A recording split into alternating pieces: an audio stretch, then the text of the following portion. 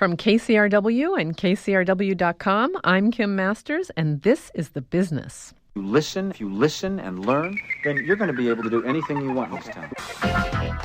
Everybody thinks show business is really all white lights, beaches and clean. What's with him?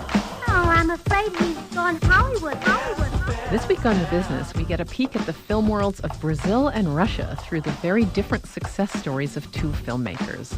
Jose Padilha wrote and directed Brazil's highest-grossing movie, and now he's working on the RoboCop reboot.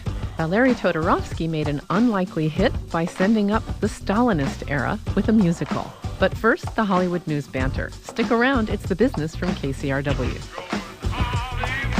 You can imagine Hollywood, everything is really driven by making money. I'm joined by my fellow banterer, John Horn of the Los Angeles Times. Hello, John. Hello, Kim. So, John, shockingly, there is controversy ahead of the March 10th debut of the HBO movie Game Change, based on the book. The book was a great deal about the last election, but Game Change, the HBO movie, made by the same team that made Recount about the Bush-Gore election, Game Change focuses primarily on the advent of one Sarah Palin on the national stage, the introduction of Sarah Palin by John McCain's team. And not, in Sarah Palin's view, a very favorable depiction. This is an interesting story because it pits kind of the McCain camp against the Palin camp. And there are people in the McCain camp who consulted on the film. There are people in the Palin camp who did not. And now they're saying they should have been brought in. They don't like what they've seen, even if they've only seen trailers or previews of the show and not the entire movie. And at the same time, it's kind of come back to this whole argument about liberal Hollywood and does it have a way of an agenda out for conservative politicians? And it's an interesting conversation. It's certainly benefiting HBO because it's probably going to get a lot more people to tune in on March 10th. Yeah, I should mention Ed Harris plays John McCain, and Woody Harrelson plays the campaign aide who was responsible for pitching Sarah Palin as the vice presidential nominee and then came to very much regret it. And Julianne Moore plays Sarah Palin. And if you think that Tina Fey had that cornered, you got to get a look at Julianne Moore in this movie because there are moments when it is eerie, the degree to which she is resembling the real Sarah Palin. But as you say, several of her aides have come out saying it's inaccurate, even though they haven't seen it, and saying that there was a promise that they would get to see the script, which the screenwriter says he actually never did promise. So we'll see how it plays when people finally see the real thing. Speaking of politics, John, there's a real fight in the town right now in Hollywood over a proposed merger of the Screen Actors Guild and the American Federation of Radio and Television Actors, AFTRA.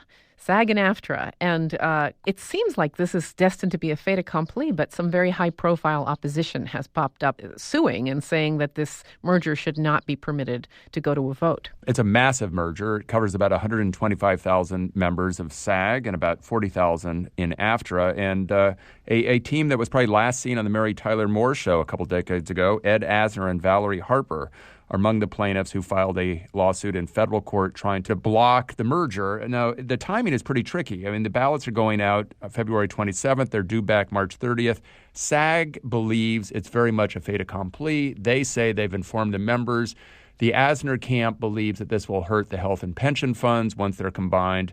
But SAG has said we've been very transparent about everything that's happening. We've described how this is going to affect your benefits, and it has the support of most of the members. So it feels like it's a last-ditch effort that probably is going to fail. Of course, the idea for those who are pro-merger is that they will have more clout. You know, this is, as we've talked about often, a time of great challenge in the industry. And the hope is that instead of fighting with each other, they can join forces and fight together to get a better deal for their members. I think the thinking is the more power that the actors have at the bargaining table, the more power they will have in writing up new contracts. Because if both SAG and AFTRA walked out, that would essentially shut down all film and television production. Meanwhile, we have another development that should be of interest to the industry and maybe a help. China, which has for years imposed a strict 20 film per year quota. You can only bring in 20 films to China. Obviously, a huge market with huge potential. I mean, theaters in China are growing like topsy, about 6,200 last year and expected to be 16,000 in 3 years. So that's obviously a huge expansion.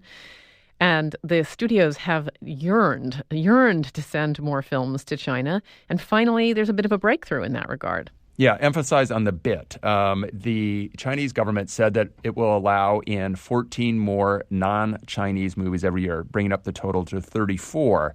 And they're also going to change the financial terms in which studios get a share of the revenue of Chinese ticket sales.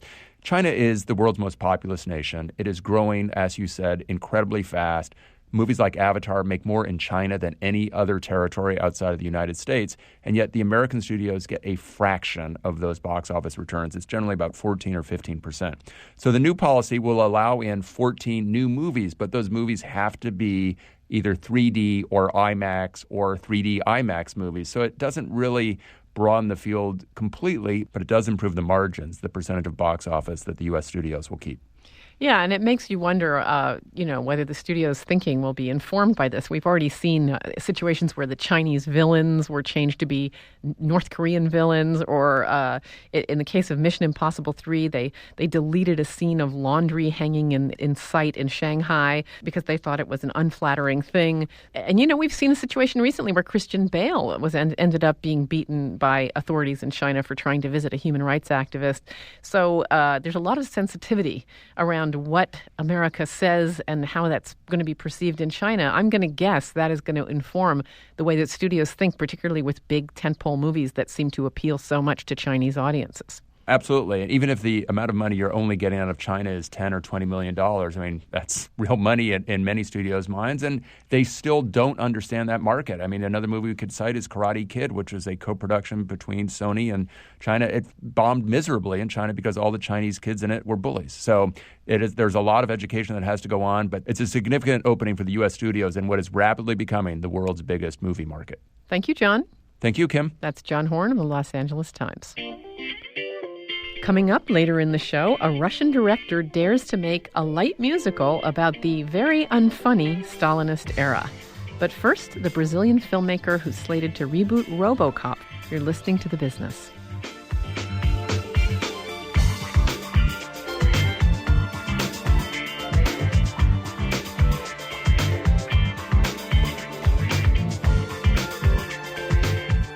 Among global economists, they're known as the BRIC countries, B-R-I-C, as in Brazil, Russia, India, and China. Their economies are expanding fast, and they might be the global superpowers of the future. As they grow, so do their film industries.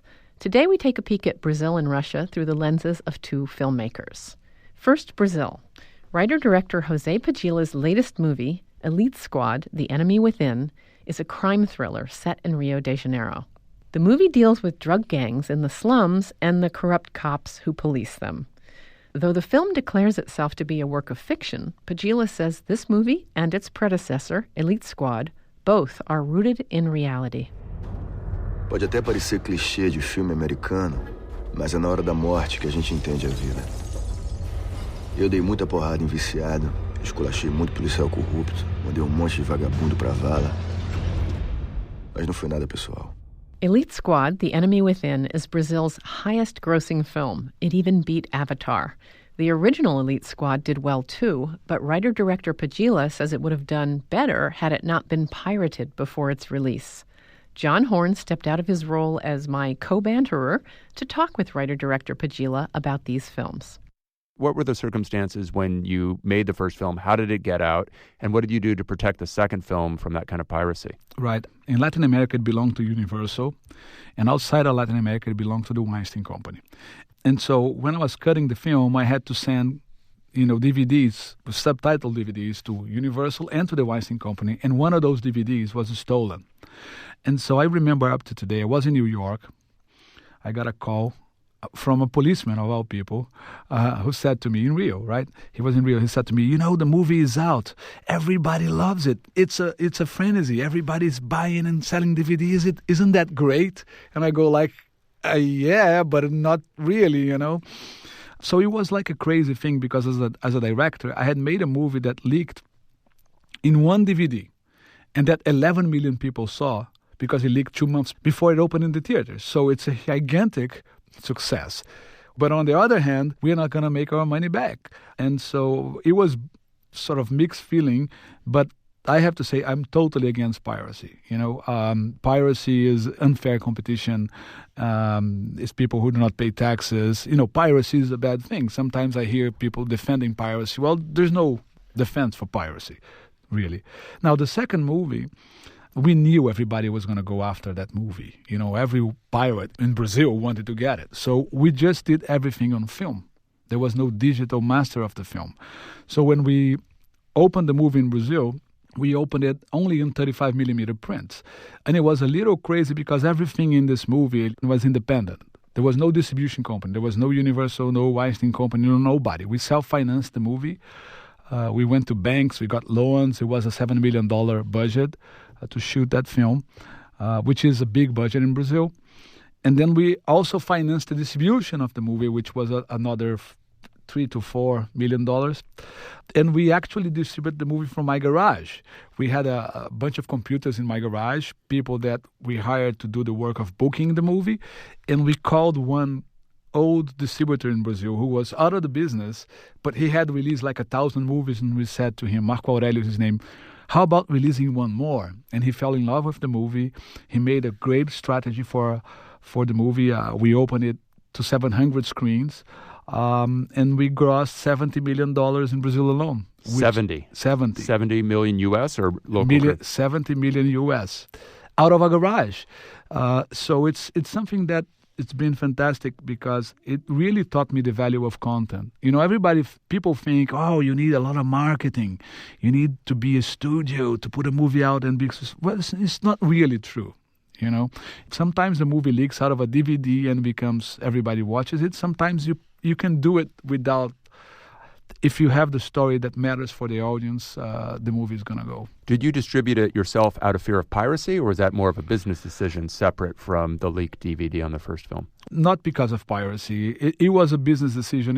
It was also the idea that we wanted to fully control the process artistically, the release date. It was a little bit nightmarish to have a movie, the first one, that belonged to two distribution companies in different territories with different ideas, even towards the content of the movie and conflicting notes. And so we just decided, let's do everything ourselves. Let's try to, fundraise this movie with sponsors and with banks, and we raised this $7 million to put the movie out, and we took the risk. Listen, if this had not worked, I would be bankrupt. That's it. So would be my partner, Marcos.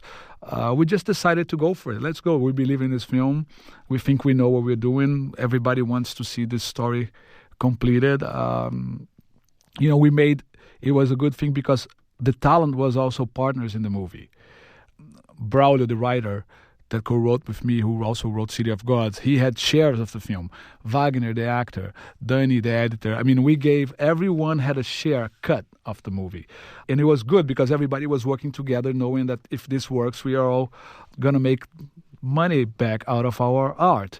Because we self-distributed it, there was no distribution fee, right? So it was a good experience of the people who were making the content were owning the film. If you're just joining us, you're listening to The Business. Today, John Horn is talking with Brazilian filmmaker Jose Padilla, who independently made and distributed Brazil's highest-grossing film, Elite Squad: The Enemy Within. Now he's preparing to make his first Hollywood movie, the reboot of RoboCop. You talk about controlling content and about the content creators owning the film and about kind of streamlining the process. You are in discussions right now about making a big studio film, a remake of RoboCop with MGM. I suspect you realize it will be a very different process? Of course. Listen, here's the thing. In a studio movie, not only RoboCop that we're going to be making with MGM, but any studio movie, the studio is running the risk. It's putting up the money. So it's fair that the studio controls the inflow of money from the sales and everything. Totally correct. Whomever is running the risk should have the revenue. The problem is that in Brazil, studios don't run risks. They use tax shelter money, and the producers usually run much more risks than the studios. That's why we decided, let's do it ourselves. If we're running the risk, let's run the risk all the way, right? In a studio movie like RoboCop, even though I understand what you're saying, my experience has been very good. On I'm having liberty, creative liberty. I'm working with two great writers. First Josh Zetomer, now Nick Chank, who wrote Gran Torino. MGM is giving me a lot of freedom to develop the screenplay that I want to do. I mean, RoboCop is sort of like, Bus 174 and Elite Squad and The Enemy Within are social analysis of a certain time and place, right?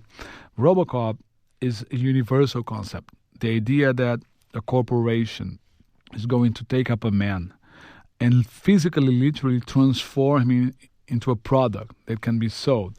It's a metaphor for all societies in which, there are corporations.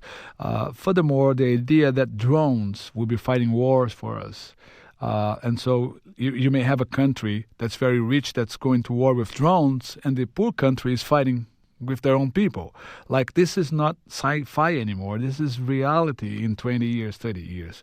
And so all those ideas are at the core of RoboCop, and this is what draws me towards this project. Had your career been pointing toward making a studio film? Is it something you aspired to? Is it that people saw the Elite Squad movies and called you? Is this part of your ambition? Listen, a lot of great movies are made in the studio system. That's the first thing I have to say. I mean, you hear, and so do I. I mean, people say, oh, that's a studio movie, as if that would dismiss the film. But it's not true. The Godfather is a studio film. Goodfellas. I mean, there's so many studio films that are fantastic. 2001, Stanley Kubrick's movies are studio films.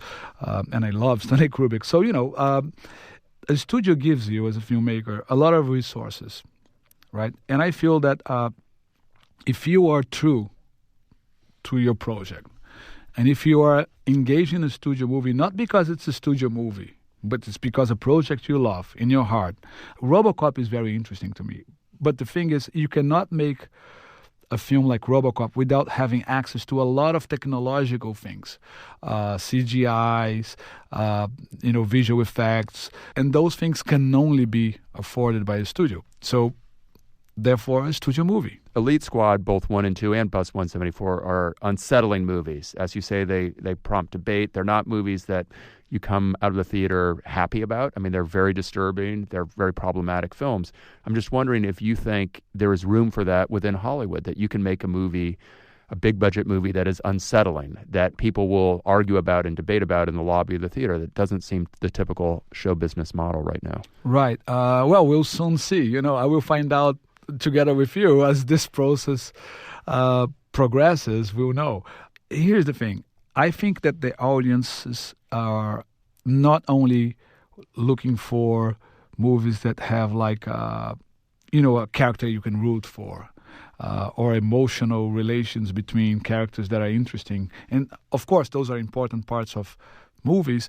But I do feel that movies can have intellectual meaning. I mean, I think it is fulfilling for an audience to look at a movie and have ideas and emotions out of films. I think the language of film is rich enough. It's amazingly rich. It can do all of this at the same time. If you want to add a dimension to film, I rather add an intellectual dimension than make my movies in 3D. The 3D of thinking, not of photography. Jose Padilla is the filmmaker behind Elite Squad and Elite Squad: The Enemy Within. Thank you, Jose. No, it's a pleasure being here. Elite Squad: The Enemy Within is now out on DVD. Coming up after a short break, a Russian filmmaker gives his country its first musical in decades. You're listening to The Business from KCRW and KCRW.com. Hi, this is Darby Maloney, producer of The Business. Catch up with The Business and lots of film and television news on our Facebook page. Search for KCRW's The Business and click like. I'm Kim Masters, and you're listening to The Business. Russia has a huge and hungry movie audience. Avatar, for example, grossed $117 million there, and the country is getting new theaters at a fast pace. Today we talk with Valery Todorovsky, a filmmaker and TV producer whose latest movie, Hipsters, is quite a departure from the stereotype of Russian cinema.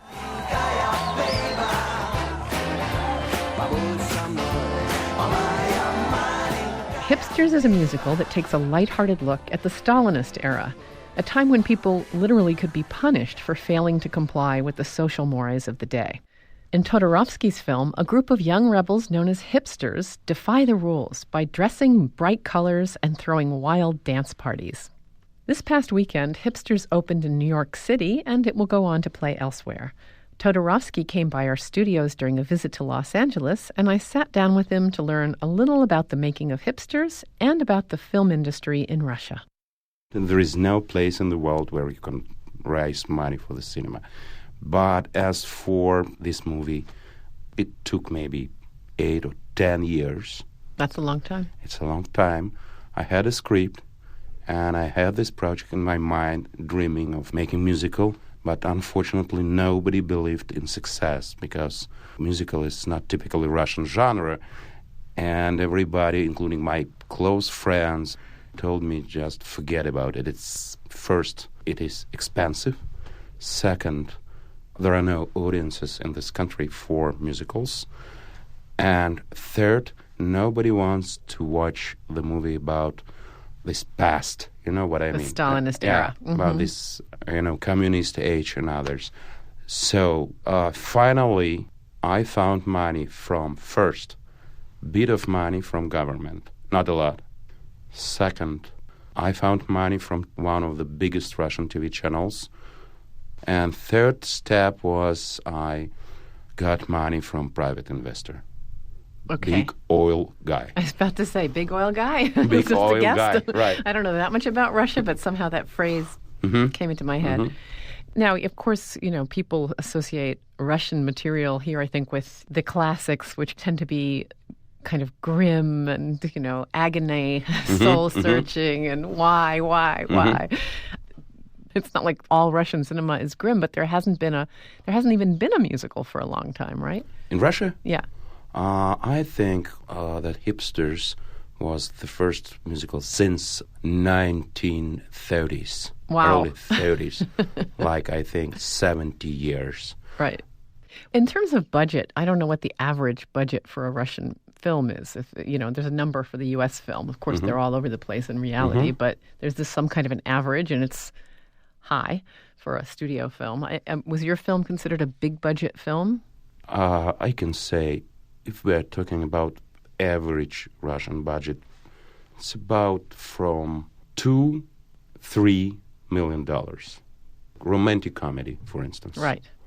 Hipsters was 12. But there are movies in Russia with 20 or even 30 million budgets.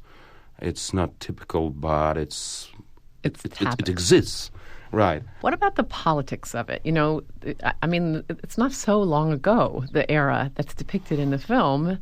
And as far as I know... I would say more. When I made Hipsters, almost everybody felt like it's very close to our contemporary life. Well, that's what I was not trying because to of it's close, but into, it's like contemporary life.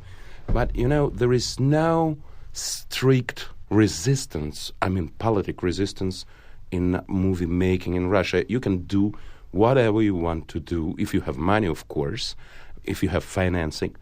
But if you made something which is really against the power, they could stop your movie and not distribute it in the country because distributors are afraid to do something like this. As for Hipsters, they decided that it's just a musical. It's not a serious movie.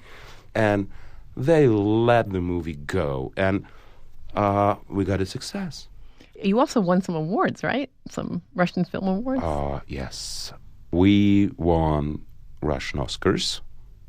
It's called Nikas in Russian, Nika, for Best Feature Film, for costume designer, director of photography, and thanks God it was pretty good international festival story. It played in Toronto, I think, right? It started in Toronto, and then many, many, many festivals and prizes, and not just in America, but everywhere. Just in the vein of still not knowing anything about much of anything, do they televise the Russian Oscars, and is it a big event the way it is here in this year? In Russia? Yeah. Oh, it's similar to Big American. night for you? Absolutely. Absolutely. I mean, black ties. The whole 9 and yards. dresses and all the celebrities, Russian celebrities. It looks like, like everywhere. Right. Mm-hmm. Good. I'm glad you got the nice recognition. Now, we interviewed a guy who made a documentary film called Exporting Raymond. I know this movie. I saw it. What did I mean? I'll in it you see Phil Rosenthal, one of the creators of the Everybody Loves Raymond, which is still playing in American television and repeats. And very successful. Very successful. And then we saw these Russian TV studios that looked completely terrible and sad. And then there's this culture clash where he's trying to explain the humor. And I don't know is that something that when you saw the documentary, did you say, oh yeah, that's my homeland. We have bad TV studios and our humor is very different? Or what did you make of it? I was upset because I think that this guy was unlucky because he came to Moscow and he met wrong people, wrong studios, wrong way to exporting his show, because in another case, he could meet great people, great writers, great studio, and I was upset because a very bad personal experience of this guy. Actually, it's not like in this movie. Mostly. Right. I think if I came here to Los Angeles, I can't find really stupid guys and stupid people, and here? Like here, of course, Yeah. Of course, I know exactly. He was really unlucky, but you can meet stupid guys everywhere. Unfortunately, Right. That's true. So, do you think it will go in this direction that Russia will eventually have such a giant? I mean, Russia's a very big country. You think you will develop this kind of film industry that would parallel the U.S., or is that unique to the United States? I think it's growing every day. But the problem is that Russian movies, of course, they're in Russian. In Russian, yeah. They're in Russian. Yeah. For Russian audience, not for foreigners, not Right. for all the world. That is why we can make money just in our country, which is not so good. But it's growing. It's getting better. And it depends, of course, on whole economic situation. Now it's not For the whole not world good. right now, nobody knows what's for going to everybody. happen. Right. Mm-hmm. Valery Todorovsky is a filmmaker. His latest movie is Hipsters. He joined us while he was visiting Los Angeles. Thank you so much for coming in. Thank you. And that's The Business. Darby Maloney produced and edited today's program with production assistance from Ray Guarna.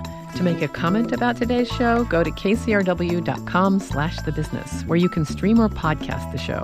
You can listen to us anytime on demand with the KCRW smartphone apps, and you can always subscribe to the podcast through iTunes.